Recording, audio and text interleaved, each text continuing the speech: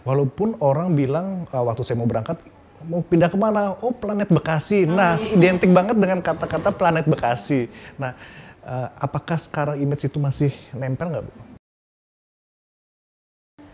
Hai, welcome back to my channel. Hari ini hari yang istimewa bagi saya karena saya bisa bertemu dan akan berbincang-bincang dengan ibunya Kota Bekasi. Nah, tentunya semua warga Bekasi sudah familiar dengan beliau. Beliau itu sangat aktif di berbagai kegiatan di Kota Bekasi dan juga sangat eksis di media sosial, Ibu ya. Oh iya. Saya juga salah satu follower dari Instagram gitu, Ibu, tapi Ibu belum fallback saya. Oh iya, benar, di sini saya fallback. Nanti fallback ya, Bu ya. Oke, beliau itu merupakan tokoh yang menginspirasi bagi warga Kota Bekasi dan khususnya saya. Karena ibu ini saya lihat dengan suaminya sangat romantis sekali di media sosial. Beliau adalah Ibu Wiwi Hargono yang merupakan istri dari Bapak Tri Adianto yang saat ini menjabat sebagai Wakil Wali Kota Bekasi. Oke, langsung saja kita sambut Ibu Wiwi Hargono.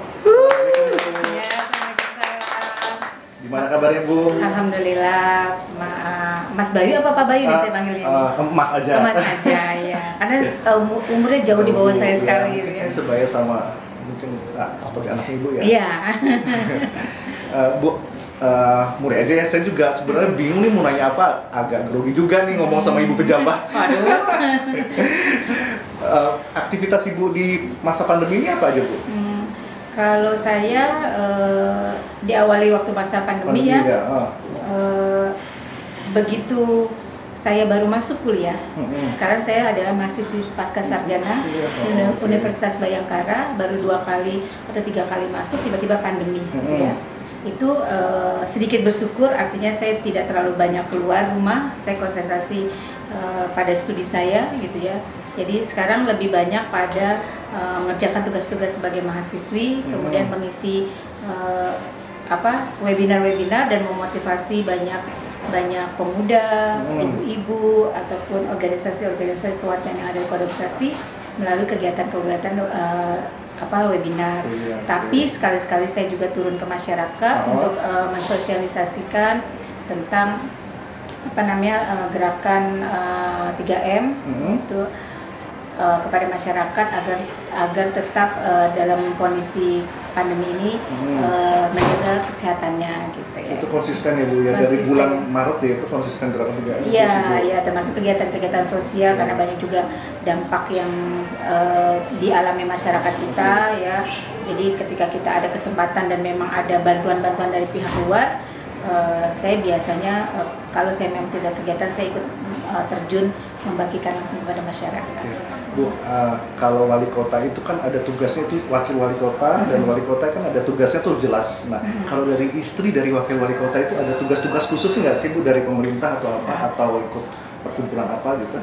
Kalau tugas sebagai istri wakil wali kota lebih banyak mendapat limpahan dari ibu ketua PKK-nya. Jadi istri wali kota. Jadi saya hanya membantu.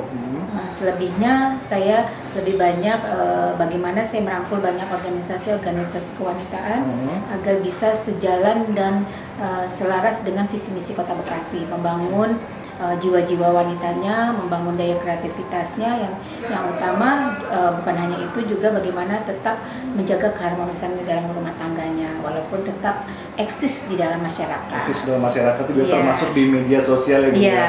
Bu, Yeah. saya lihat media sosialnya Ibu dan media sosial Instagramnya, khususnya Instagramnya Pak Tri itu romantis banget tuh, Bu. Nah itu kata-katanya itu, aduh saya yang muda aja bisa kalah nih, Bu. Bener, saya muda aja bisa kalah. Ibu buat kata-kata romantis seperti itu tuh memang karena hobi atau karena apa, Bu? Kebetulan saya senang menulis. Gitu ya. Dan saya senang mengamati lingkungan di sekitar saya. Kemudian anak saya juga sedang bertumbuh remaja. Jadi saya berusaha menggali banyak dari mereka dan saya berusaha untuk merasakan. Jadi apa yang saya rasakan ini bisa mudah-mudahan juga akhirnya menjadi lebih dekat dengan anak-anak saya, kemudian lebih dekat dengan anak mudanya Kota Bekasi, karena kita nggak bisa kalau masuk ke arah mereka kita nggak bisa saklek bahasa yang kaku gitu ya. Begitu juga ternyata saya amati banyak pasangan-pasangan yang sudah puluhan tahun, hanya lupa dia akan keromantisan. Aduh, tuh dengerin tuh yang lain-lain tuh ini semua harus romantis sama pacarnya tuh. Iya, jadi lupa akan keromantisan sehingga membuat hambar dari suatu hubungan. Nah, kita nggak perlu banyak bicara, tapi yang ada kita bagaimana mencontohkan, tidak hanya mencontohkan buat anak-anak saya sendiri, ya mudah-mudahan bisa menginspirasi seluruh warga Kota Bekasi. Amin, aduh, bener Bu, tapi emang menginspirasi Bu. Karyawan-karyawan di BP Lestari juga beberapa juga ada yang ngikutin Instagram Ibu kan, terutama ini juga nih mbaknya nih yang dari sini juga pada ngeliat tuh ibunya romantis banget gitu. Kita aja bisa kalah nih romantisnya gitu. Apa emang Ibu dan Bapak itu sudah dari sejak dulu memang romantis atau Ibu bisa ceritain ya awal pertama ketemu Bapak tuh seperti apa?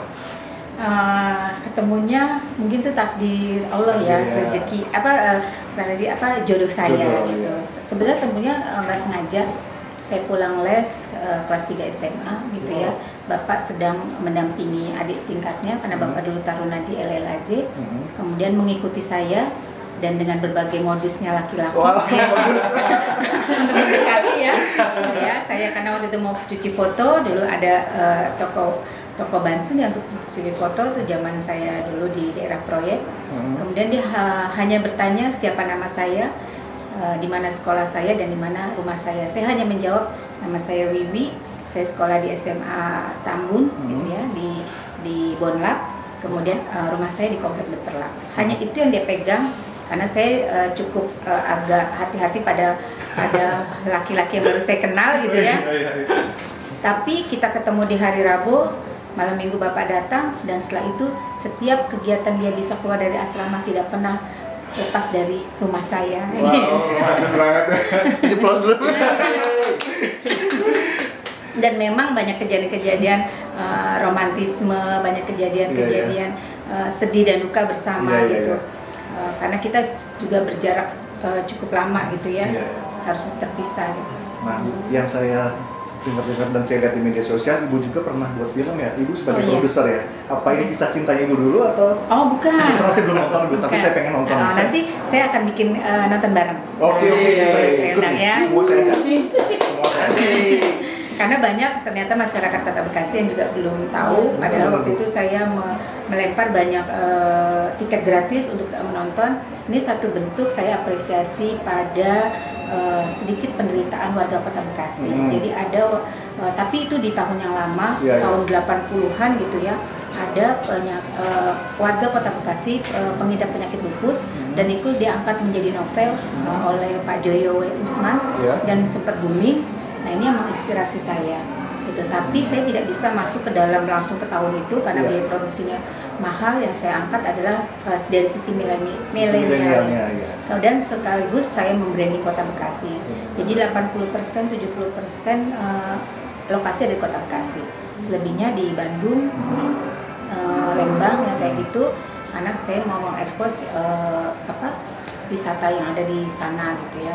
Terus sama kalau nggak salah daerah Depok kalau nggak salah ya itu agak sedikit masih ke zaman kasih seperti dulu kan, lebih banyak spot-spot seperti itu. Kita harus nonton gitu. Ya, jadi itu mengilustrasikan perjuangan seorang penderita lupus, bagaimana dia bertahan, kemudian dia juga mensupport teman-temannya, dan ini mudah-mudahan menjadi semangat juga buat penderita lupus yang ternyata banyak juga di Kota Bekasi. Ini tayangnya kapan Bu? Waktu itu pertama tayang adalah 17 Januari 2019. Tapi sebenarnya saya mulai memproduksi di 2017. Saya sempat terhenti selama 2 tahun karena saya proses saya sebagai ibu gitu ya, mendampingi anak-anak saya waktu menentukan mau melanjutkan kuliahnya. Jadi sempat berhenti, dan saya juga harus mendampingi anak saya karena anak saya yang paling kecil yang sekarang kelas 2 SMP itu pada saat itu dia kelas 4 atau kelas 5 yang ikut sebagai pemeran utama pembantu pria gitu ya. Jadi saya harus mendampingi karena dunia film itu dunia yang harus perlu dikontrol. Kalau anak-anak tidak bisa memilah gitu ya pergaulan-pergaulannya gitu.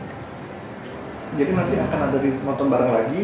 Insya Allah, saya punya rencana seperti itu. Banyak yang sudah nonton, kemudian meminta nonton lagi karena buat mereka begitu menyentuh dan menguras air mata ternyata. Iya. Gitu Yang ya. selanjutnya akan ditayangkan di mana, Bu?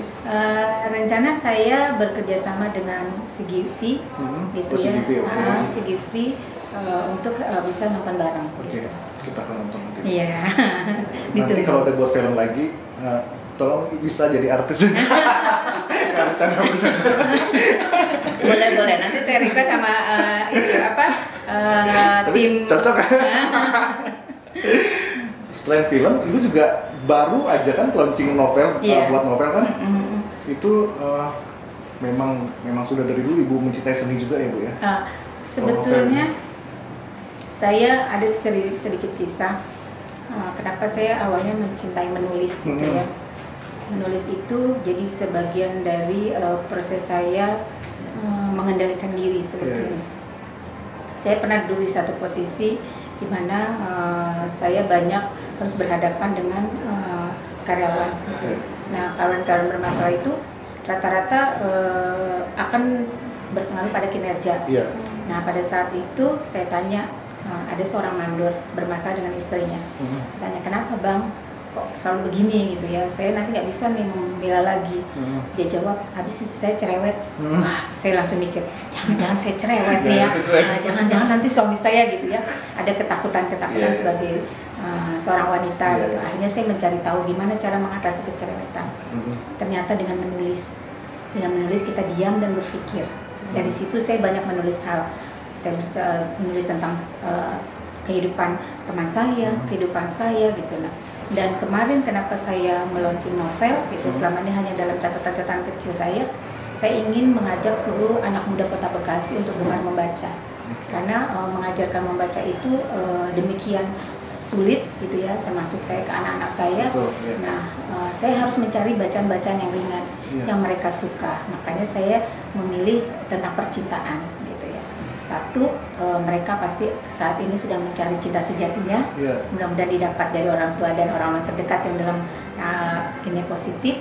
Makanya saya gitu. Dan buat juga yang sudah menikah puluhan tahun, dia akan teringat bagaimana proses dia mencari cinta sejati itu tadi. Jadi harapannya dua ini dapat. Jadi anak-anak mudanya senang membaca, yang orang tuanya juga kalau misalnya membaca bisa teringat bagaimana dia bisa akhirnya jatuh cinta berkali-kali pada orang yang sama. Bu, sebelum Ibu menjadi seperti saat ini, Ibu pernah bekerja nggak sebelumnya? Atau sebagai apa? Dan kalau boleh tahu, saya ingin ceritain jenjang dari sekolahnya Ibu di mana aja, terus menempuh kuliah di mana aja, bisa ceritain nggak? Kebetulan saya saya di SD Pedurenan Bekasi Timur, di dekat kelurahan situ. Kemudian saya di SMP 1 Bekasi. Kemudian saya di SMA Tambun Selatan yang terkenal dengan sebutan Bonlab. Terus kemudian saya kuliah S1 di STIK Jakarta, jurusan manajemen informatika, dan sekarang sedang mengambil studi di manajemen di pasca sarjana di Universitas Bayangkara Kota Bekasi gitu ya. Saya pernah bekerja dari tahun 97 di sebuah perusahaan pelayaran dan alhamdulillah pada saat itu begitu saya lulus saya mendapat proyek pertama untuk bagaimana mentransisi dari dokumen manual menjadi digital. Nah, jadi saya adalah rekanan pertama dari PT Pelindo untuk proses transisi itu, dan sampai kemarin keluar saya di posisi manajer dan sedang promosi untuk direktur operasional. Tapi ada tanggung jawab lebih terhadap masyarakat Kota Bekasi, dan saya ingin mensupport Mas Sri untuk bisa lebih optimal membangun Kota Bekasi. Dia dari sisi pembangunannya dan saya dari sisi bagaimana menggiatkan para wanitanya. Bener, saya lihat Pak Tri dan Ibu itu kompak banget saling mengisi ya. Jadi Ibu ini personal brandingnya itu kuat banget, Bu. Nah, gitu. Menurut Ibu itu penting nggak sih, misalkan eksis media sosial, personal branding itu? Oh, penting sekali gitu. Saya pertama membuat seminar di Kota Bekasi juga adalah personal branding, karena personal branding itu mencerminkan siapa diri kita, gitu ya. Ini buat ibu-ibu sangat penting, gitu. Jangan, karena anak kita sekarang dunianya dunia digital gitu ya, dunia media sosial, dia akan melihat, oh mama saya seperti ini ya, oh mama ini segitu ya. Jadi ini sangat penting sekali. Jadi citra diri itu juga harus kita tampilkan, tapi bukan berarti kita akhirnya menjadi manusia yang penuh dengan kepalsuan juga gitu ya. Tapi bagaimana itu akhirnya jadi bukan jadi apa sih namanya, kontrol buat kita. Kalau kita sudah tayang gambar-gambar kan, oh saya begini ya, oh saya gini ya, gitu ya. Itu jadi kontrol. Oh berarti besok saya tidak boleh begini. Tidak boleh begini.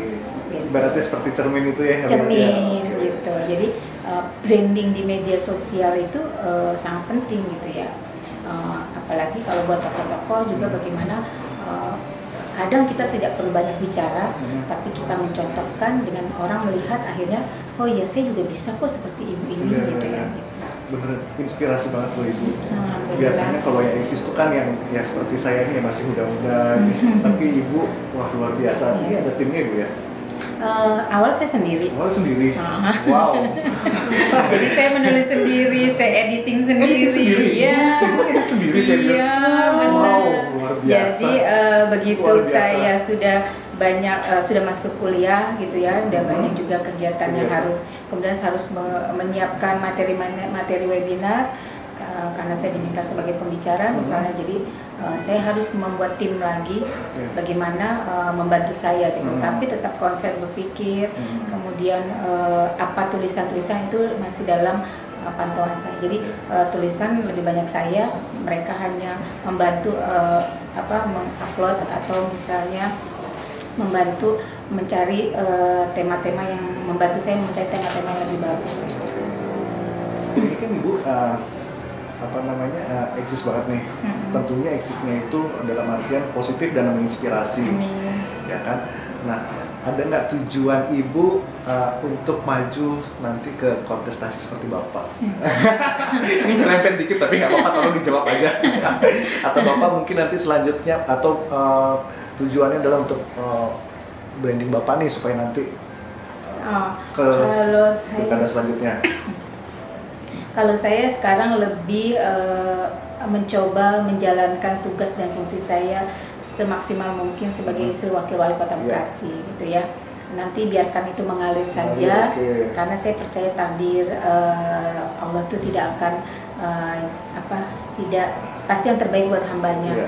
Karena Bapak menjadi wakil wali kota pun itu jauh dari ekspektasi dan gambaran kami gitu ya. Itu penuh dengan drama yang saya selama ini tidak pernah saya alami bersama Bapak, tapi drama-drama itu yang akhirnya mengantarkan Bapak menjadi wakil wali kota gitu. Dan alhamdulillah begitu saya merestui dan meridoi, dalam jangka waktu 2 hari ternyata Bapak diumumkan jadi wakil wali kota gitu ya.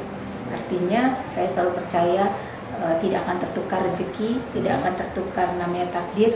Kita menolak seperti apa, kalau memang ditakdirkan nanti besok Bapak menjadi siapa dan saya menjadi siapa, itu mengalir saja gitu ya, dan biarkan masyarakat yang menilai. Kalau saya pengen masuk ke pertanyaan ke keluarganya Ibu nih, ke anak-anaknya Ibu. Nah, anak Ibu ada anak berapa dan sudah sekolah di mana aja, laki atau perempuan? Oh iya. Saya punya putra putri 3. Yang pertama anak saya namanya Muhammad Mahendra Ganedia Putra. Itu sekarang tingkat 3 di Akademi Kepolisian. Wow, keren. Nanti 2 tahun lagi mudah-mudahan bisa mengabdi untuk masyarakat. Wah, punya anak jenderal ntar ya. Gitu ya. Yang kedua namanya Sabrina Desa Sabila. Saat ini di tingkat akhir Fakultas Kedokteran Umum Universitas Jenderal Sudirman. Lagi menyelesaikan skripsinya, mudah-mudahan juga segera bisa selesai dan bisa menjadi dokter muda gitu ya. Bisa mengabdi juga dalam kondisi pandemi ini kan butuh banyak dokter nih. Kemudian anak saya yang ketiga itu masih di kelas 2 SMP, di SMP Kemang 8, Al-Azhar 8 Kemang Pratama. Dan dari kecil saya lihat bakatnya di dunia seni tinggi, jadi ikut model gitu ya, foto-foto, termasuk yang kemarin salah satu saya membuat film, saya ingin mengangkat potensi yang dimiliki anak saya gitu ya. Jadi dunia aktingnya juga lumayan gitu ya. Termasuk kemarin ulang tahun dalam rangka Hari Guru, saya minta anak saya untuk membacakan puisi saya. Wow. Kalau profesi nanti anak-anaknya ibu ada mengarahkan mereka atau mereka pilih sendiri? Itu mereka cita-cita dari kecil. Cita-cita dari kecil ya? Jadi dari kecil nomor 1 saya ingin jadi polisi, yang nomor 2 juga saya ingin jadi dokter, dan yang nomor 3 saya ingin jadi presiden. Wow, keren, amin. Jadi saya tidak pernah, saya sempat mengarahkan, tapi mereka ini cita-cita saya mama dari kecil. Oh ya sudah, saya hanya mendorong dan mendoakan. Bu, ada nggak sosok yang menginspirasi ibu atau ibu tahu nggak siapa yang menginspirasi bapak? Atau menginspirasi? Kalau setahu saya yang menginspirasi bapak adalah kedua orang tuanya pertama. Yang kedua adalah Pak Karno. Pak Karno, ya. Gitu. Kalau ibu sendiri? Kalau saya pertama Kartini. Karena bagaimana saya juga menulis di media sosial saya terinspirasi dari seorang Kartini juga. Kartini dulu bagaimana menulis banyak ide-idenya, menceritakan permasalahan-permasalahan dia melalui surat pada sahabatnya. Saya berpikir kenapa saya tidak menceritakan apa yang menjadi cita-cita saya dengan bahasa saya yang lebih bisa diterima masyarakat banyak gitu ya, melalui media sosial saya. Itulah bentuk surat elektronik kalau menurut saya gitu ya.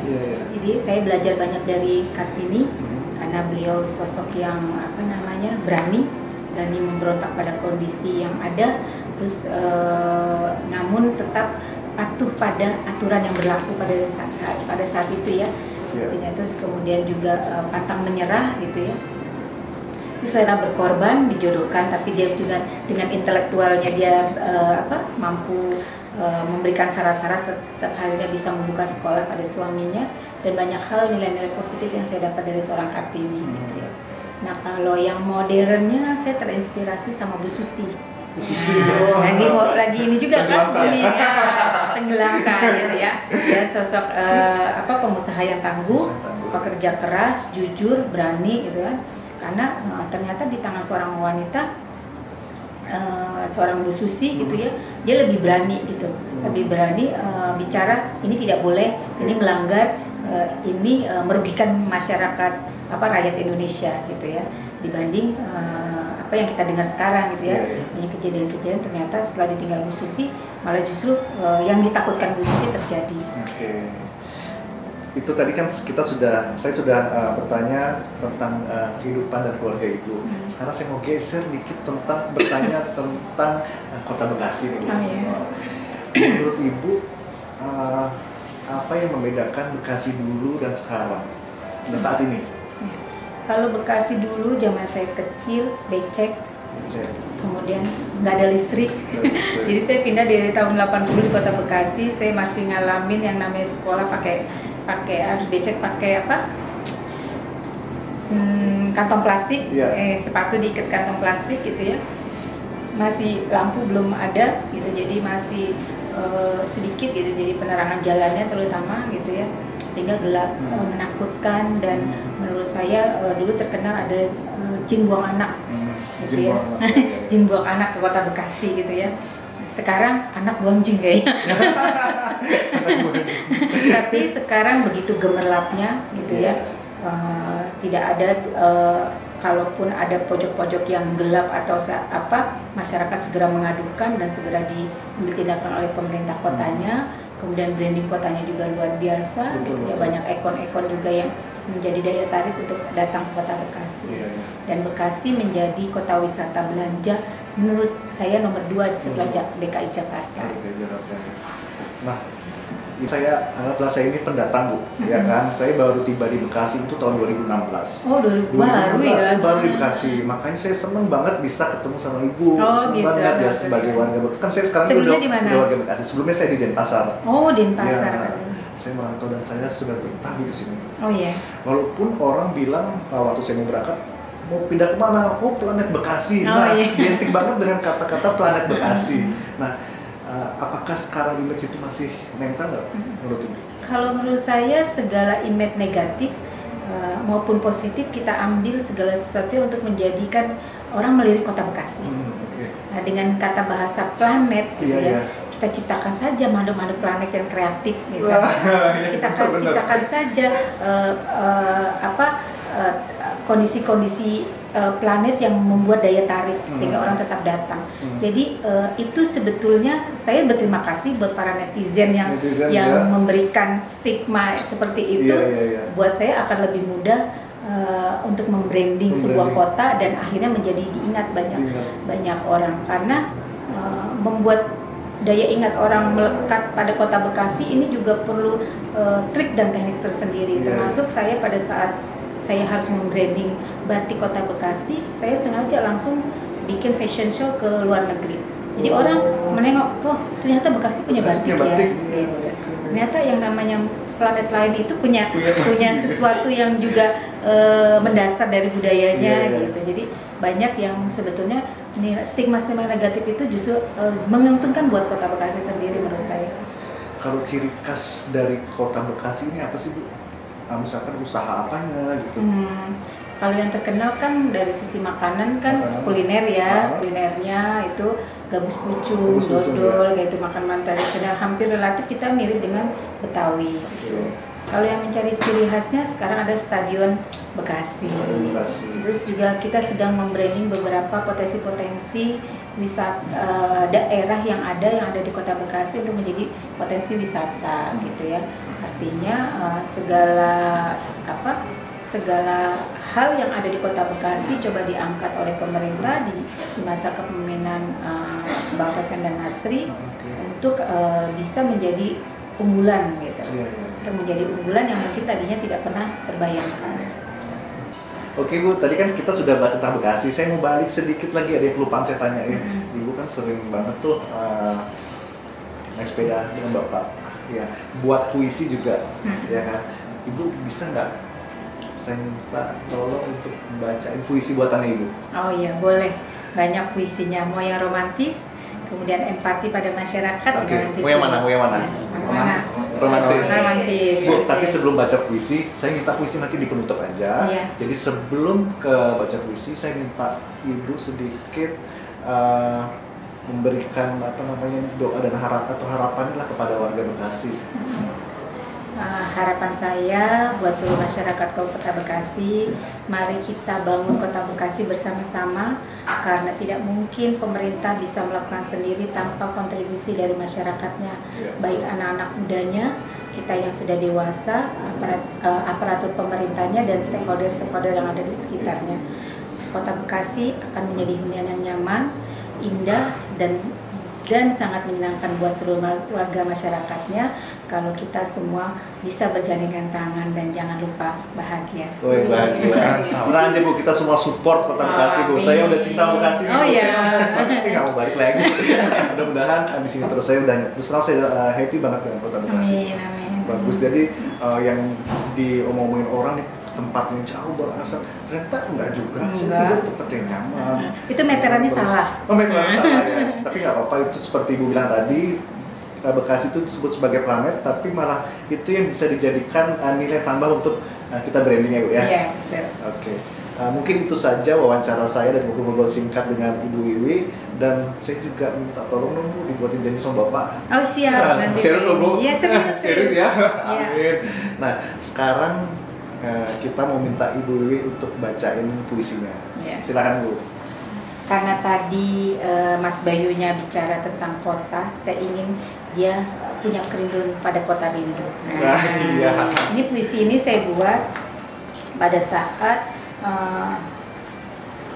lomba merajut puisi Wihargono. Jadi masyarakat Kota Bekasi ingin puisi apa yang saya bikin temanya berdasarkan permintaan mereka. Jadi pas dengan Mas Bayu.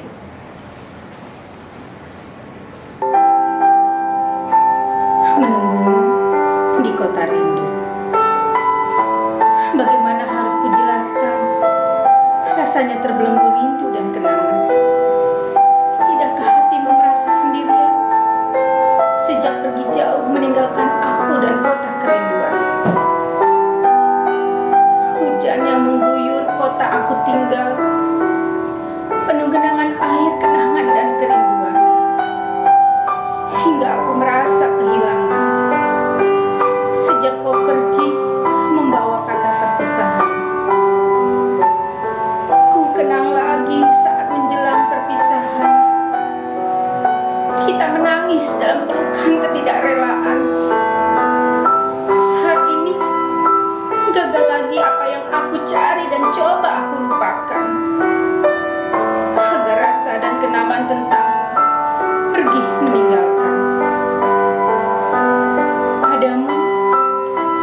ada hayalan tentang kebahagiaan.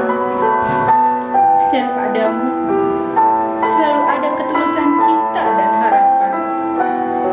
Namun takdir cinta kita yang harus memisahkan berakhir dengan sebuah kata perpisahan dan tangisan.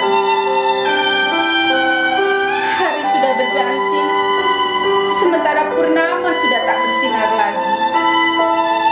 Mendung dan kerinduanku masih seperti kemarin menanti, menjaga utuh rasa yang pernah kau tinggalkan di hati, serta akan setia menunggumu di kota rindu. Kota rindu 2000